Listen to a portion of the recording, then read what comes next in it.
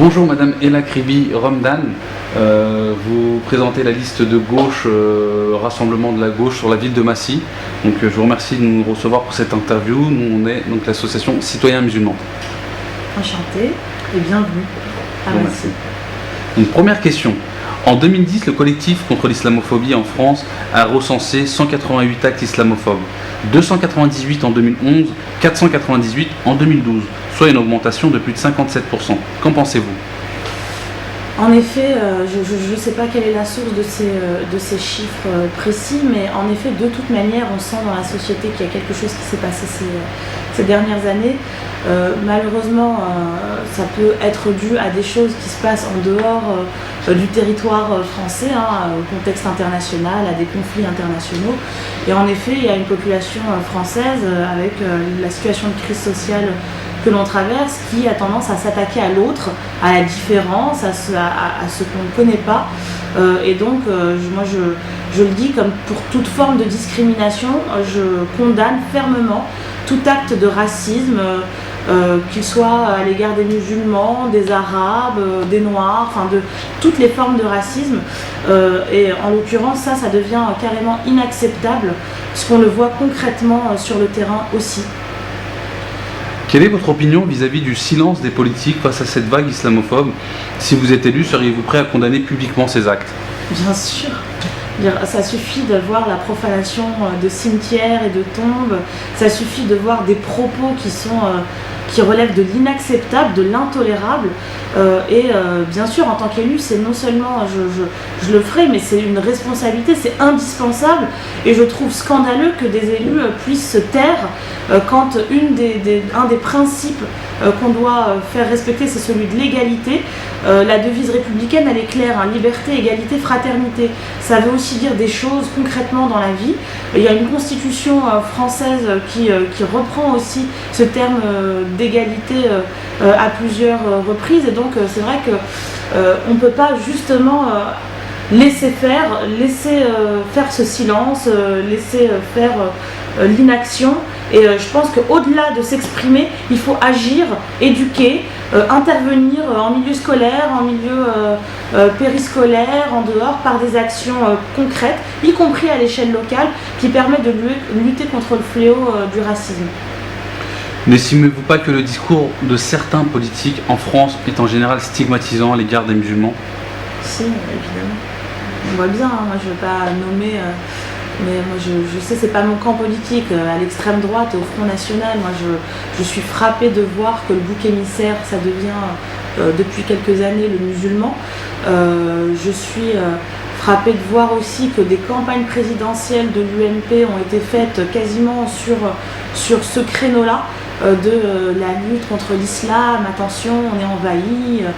Donc il faut savoir raison garder, calmer les esprits, apaiser, essayer de faire connaître cette différence dont beaucoup ont peur, et puis lutter contre toutes les formes d'extrémisme comme de discrimination pour apaiser un peu cette ambiance. Et je vois quand même une différence aujourd'hui. Il y a une époque hier où on voyait tous les jours à la télévision des faits divers en lien avec les musulmans ou les supposés musulmans, puisque parfois, moi je remarque bien, quand il y a des actes de délinquance, parfois on cite les noms, et comme par hasard ça tombe sur une catégorie de population, et puis il y a d'autres fois où il n'y a pas lieu de citer les noms, et je suppose que c'est parce que c'est pas cette catégorie de population qui est concernée. Donc je pense qu'il y a aussi une éducation à faire, y compris de la classe politique, et puis de rabâcher. Moi je crois à la pédagogie de la répétition, qui consiste à dire que ce qui est de l'ordre du scandaleux et de l'inacceptable, on doit non seulement s'offusquer, mais lutter contre. Monsieur Jean Bobreau parle de laïcité falsifiée, utilisée comme un instrument de stigmatisation de millions de musulmans. Comment définissez-vous la laïcité ? Que signifie pour vous garantir le libre exercice public du culte ? Alors moi d'abord je considère que la laïcité, très clairement c'est comme ça que l'énoncent les textes, et c'est comme ça qu'on doit le vivre à mon avis. La laïcité c'est la séparation de la sphère publique et de la sphère privée, la religion, le culte, quel qu'il soit d'ailleurs, doit relever de la sphère privée. C'est le cas aujourd'hui en France. Je pense que tout le monde est à l'aise maintenant avec ça. En tout cas, j'ai le sentiment que les musulmans sont à l'aise avec ça. En tout cas, une grande majorité d'entre eux.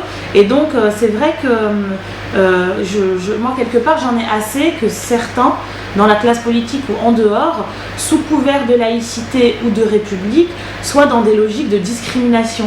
Parce que concrètement, c'est ce qui se passe. On instrumentalise un principe fort, fondateur de la République française, pour en faire un outil pour lutter contre certains types de personnes, j'aime pas parler de communauté, mais des gens d'une culture religieuse qui est différente de la personne qui s'exprime. Bref, on ne doit pas attaquer la République sous couvert de République.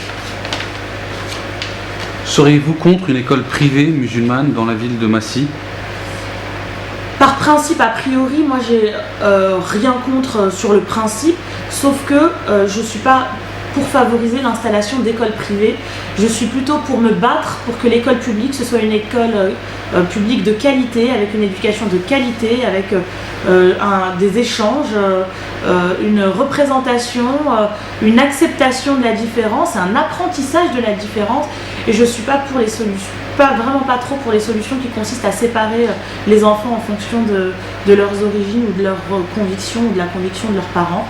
Moi je crois à l'école de l'intégration de la République qui permet à chacun de trouver sa place. Quelle est la situation concernant le lieu de culte sur la ville de Massy ? Eh ben, écoutez, moi j'ai beaucoup assisté, j'ai assisté de près au mouvement qui a permis de faire naître un conseil des musulmans de Massy, puisqu'il se trouve que dans ma famille, des gens ont suivi ça de près. Moi, je n'y étais pas personnellement, mais certains de ma famille. Et c'est vrai qu'on a vu, heureusement, des musulmans qui se sont organisés, qui ont porté le projet de lieu de culte, avec des principes parfois différents sur le montage qu'il fallait choisir pour avoir ce lieu de culte.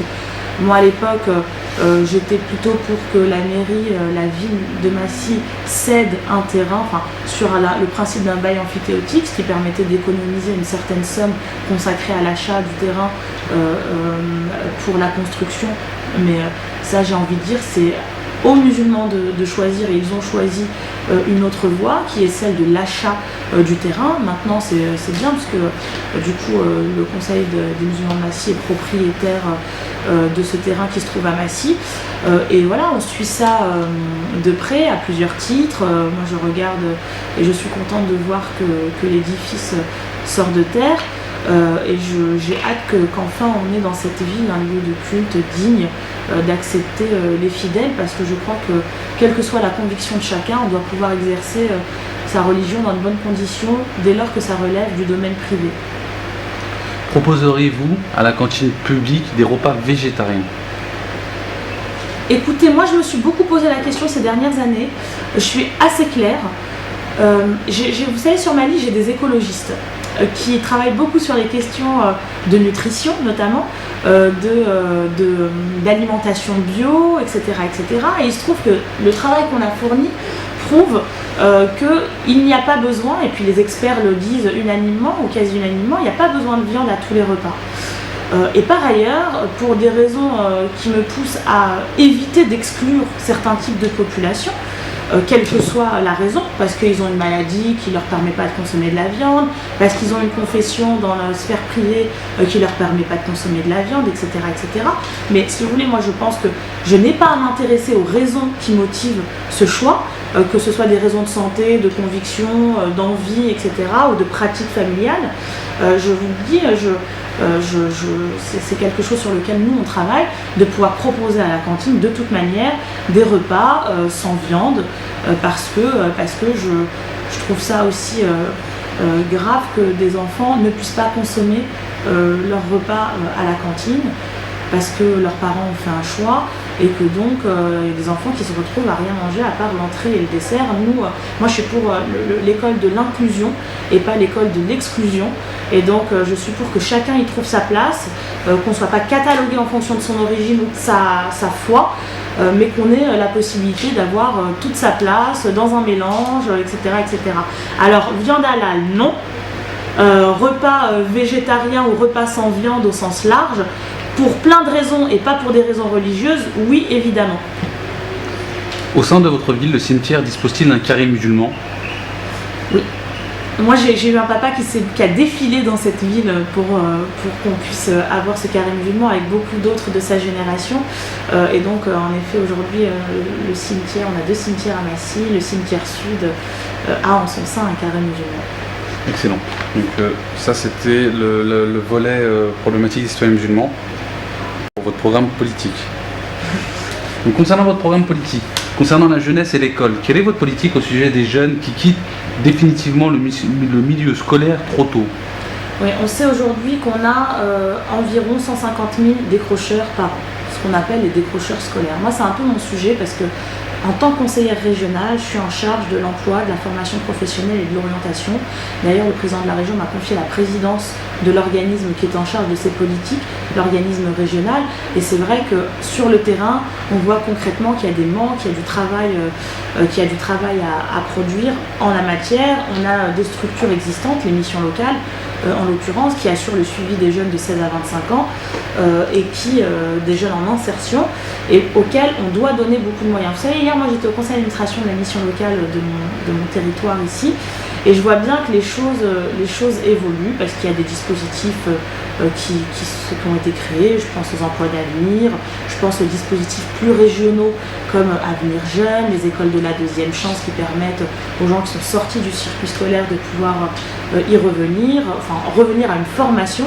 Et je crois que ça doit être la priorité dans les politiques jeunesse, ça doit être la priorité de mon mandat, que de faire en sorte qu'aucun jeune ne soit là à rien faire, y compris parce que c'est lié aussi à des questions de sécurité, de savoir-vivre, de vivre ensemble, et que si on faisait ce travail en amont, sérieusement, avec beaucoup de volonté politique et d'engagement, eh bien, il y a des phénomènes de squat de hall d'immeubles qui n'existeraient pas aujourd'hui, ou des phénomènes de développement de l'incivilité, des incivilités et de la délinquance qui seraient beaucoup plus réduits, parce que la vocation d'un jeune, c'est évidemment d'avoir un travail, enfin une formation, un travail, un logement, une femme ou un couple, quel qu'il soit, et puis de construire sa vie comme ça. Je veux dire, tout le monde c'est ça le bonheur pour chacun, et c'est pas de rester à ne rien faire, de se réveiller à midi, de se coucher à 4h du matin.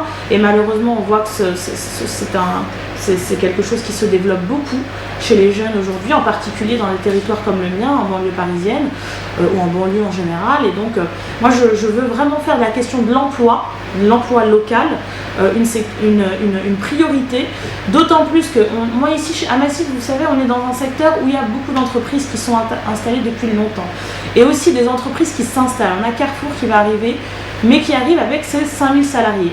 Et moi je voudrais que dans les installations d'entreprises, on puisse discuter, être volontaire et discuter pour développer l'emploi local. Les partenariats doivent se tisser avec la mission locale, doivent se tisser avec la maison de la formation et de l'emploi, avec Pôle emploi localement, etc., avec les associations d'insertion du territoire. Et à mon sens, le maire, qui est le premier magistrat de la ville, doit être dans cette discussion stratégique avec les entreprises qui s'installent pour porter des politiques publiques fortes en direction des jeunes en premier lieu, mais aussi des moins jeunes qui sont à la demande d'un emploi aujourd'hui. Pour le coup, vous avez répondu également à la question des moyens pour réduire le chômage des jeunes ou des moins jeunes d'ailleurs dans la ville de Massy.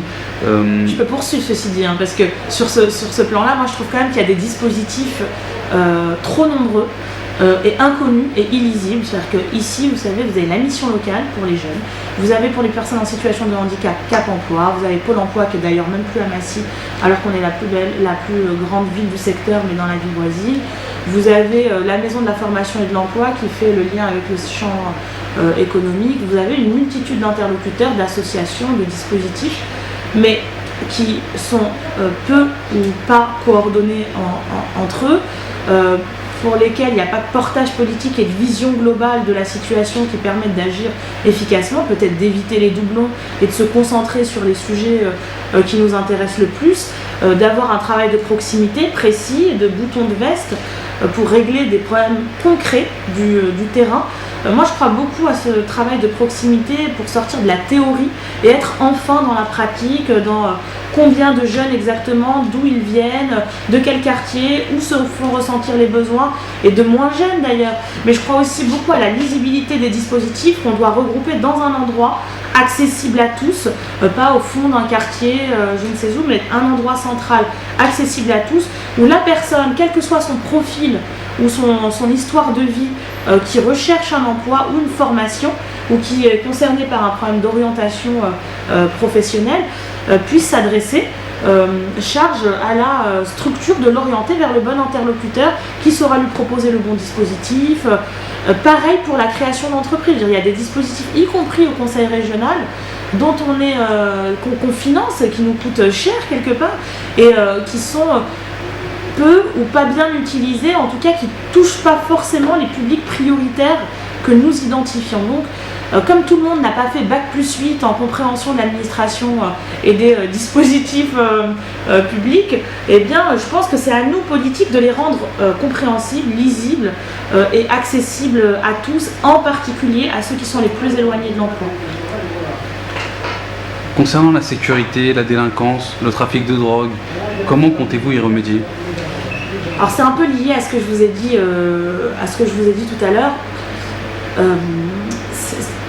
Il y a une vraie question de délinquance, d'incivilité, ça se ressent par des squats de hall d'immeubles. Moi-même j'y ai été confrontée, j'emmène mes enfants chez la nourrice, on est accueillis là par une quinzaine de personnes, les uns assis sur les poussettes, les uns...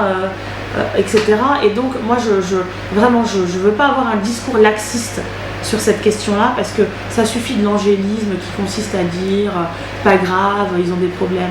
C'est vrai, il y a une partie des gens qui sont concernés par des problèmes sociaux, et donc la question elle se traite à la source, sur un travail sur l'emploi, l'insertion, l'école qui doit être une école qui accueille tout le monde, y compris des publics spécifiques, etc., etc. Un travail avec les familles évidemment, une école de parents, moi j'y tiens vraiment.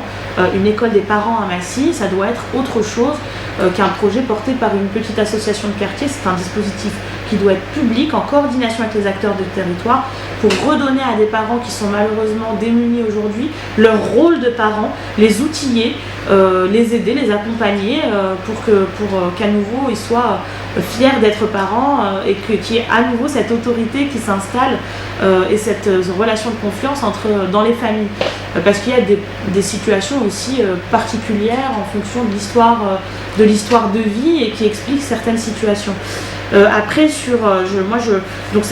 tout ça n'excuse pas le fait que, quand même, les premiers qui en pâtissent, c'est les milieux les plus populaires. Et donc les personnes les plus en difficulté, qui rentrent chez elles le soir et qui se trouvent avec des comités d'accueil, comme ça, dans leur cage d'escalier, alors que ce sont des gens qui payent leur loyer, ils rentrent chez eux, ils n'ont rien demandé à personne, et là, ils sont... Donc il y a un vrai travail à la fois de prévention et de médiation. On ne peut pas tout faire reposer sur la police. Moi, je vais vous dire, je pense qu'on manque dans certains territoires d'effectifs de police pour assurer la politique de répression, etc. C'est pas ma compétence, ce sera pas ma compétence de maire. Moi, ma compétence, ce sera de revendiquer des effectifs supplémentaires, et je le fais déjà aujourd'hui en tant que conseillère régionale, et je le continuerai à le faire demain en tant que maire de Massy. Mais je voudrais pouvoir agir dans le champ de mes compétences. Et un des leviers qui n'est pas utilisé aujourd'hui dans ma ville, c'est quand même la création d'une vraie équipe de médiateurs de jour et de nuit qui fasse l'interface d'abord avec la police nationale, puis avec la police municipale qui existe ici et à laquelle il faut qu'on donne de vraies missions parce qu'ils sont quelque part frustrés de gérer des questions de circulation, des questions banales, alors qu'ils ont un rôle de lien à apporter entre la population, la police, les éducateurs de la prévention spécialisée qui relèvent plutôt du conseil général, etc. etc. Et moi, dans ma compétence municipale, je dis on crée une vraie équipe avec des effectifs plus nombreux que ce qu'on a aujourd'hui, avec une présence sur le terrain, avec le relais qui s'opère parce qu'il faut une équipe de nuit. Aujourd'hui, les policiers municipaux ne travaillent pas la nuit, les éducateurs de la prévention spécialisée ne travaillent pas la nuit, donc il faut cette présence le soir, c'est là où les gens ont le plus peur quand même. Et donc, équipe de médiateurs formés. Il ne s'agit pas là de prendre les grands frères du coin, de les mettre dans le même quartier et de continuer à alimenter ce qui existe déjà, mais d'être avec des professionnels formés qui gagnent la confiance des habitants, la confiance des personnes concernées qu'on accuse d'incivilité ou de délinquance et qui réinstaurent un climat de dialogue et qui identifie les problèmes et qui interpelle les pouvoirs publics concernés par les problèmes qui se posent. Donc il faut qu'il y ait des gens formés qui soient en capacité de comprendre aussi l'environnement institutionnel qui les entoure. Concernant l'état des comptes de la ville, qu'en pensez-vous? Franchement, je ne vais pas faire de la langue de bois ou de la démago, on est plutôt dans une gestion correcte. On est dans une gestion comptable. Enfin, voilà, je vais pas. Ce que je peux condamner quelque part, c'est quand même que sur les questions de fiscalité notamment, il y a eu une petite augmentation de l'impôt. Vous savez, nous, chez nous, on a un maire qui est là depuis 20 ans, presque 20 ans, 19 ans précisément, et qui, quand il est arrivé à augmenter les impôts, puis après, il ne les a plus augmentés. Sauf qu'en réalité, il les a augmentés, puisque non seulement en montant en valeur absolue, mais pour des questions d'inflation, etc., quand vous regardez votre feuille d'impôt sur la taxe d'habitation, ça a bien augmenté, mais surtout, il a carrément créé un impôt en 2010, la taxe d'enlèvement des ordures ménagères, pour payer un service qui était déjà pris en charge par la taxe d'habitation. Donc finalement, c'est comme si on avait augmenté la taxe d'habitation, sauf qu'on l'appelle autrement, que ça apparaît pas forcément sur la taxe, ça apparaît pas sur la taxe d'habitation, mais pour les locataires, c'est répercuté sur le montant du loyer, et pour les propriétaires, ça apparaît dans la taxe foncière. Donc moi, je suis plutôt pour une politique de clarté sur les questions fiscales. D'abord, je pense qu'il faut mettre fin à cet impôt injuste qui touche les gens. Pour certaines familles, c'est plus de 100 € par an. Donc ce n'est pas négligeable. Pour certaines familles, c'est 10% d'augmentation des impôts locaux.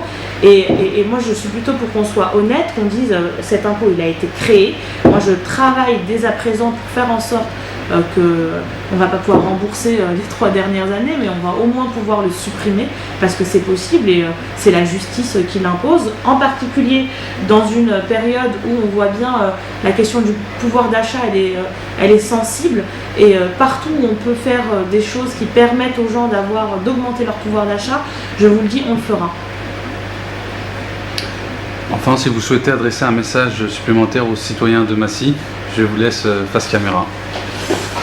Alors je veux dire aux citoyens de Massy que parce que la démocratie c'est important, parce qu'on doit tous se sentir concernés par la chose publique, par la chose politique.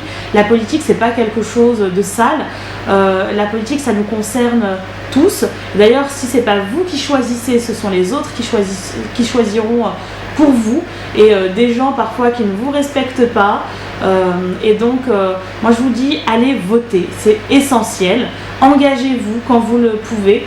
La solidarité, c'est important, surtout en cette période difficile pour beaucoup d'entre vous. Sentez-vous concernés par la vie de votre ville. Et puis, le mot de la fin peut-être, 20 ans, ça suffit. Le nouveau souffle pour Massy, c'est maintenant.